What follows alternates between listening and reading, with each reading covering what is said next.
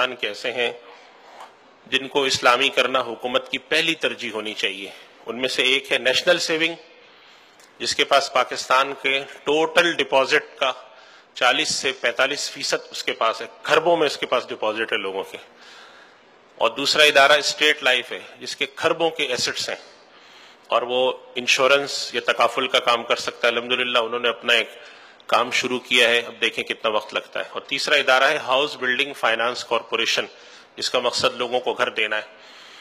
تو ان 3 اداروں کو اسلامی کرنا پہلی ترجیح ہونی چاہیے تاکہ مسلمانوں کو ان کی معاشی ضروریات جائز طریقے سے مل سکیں.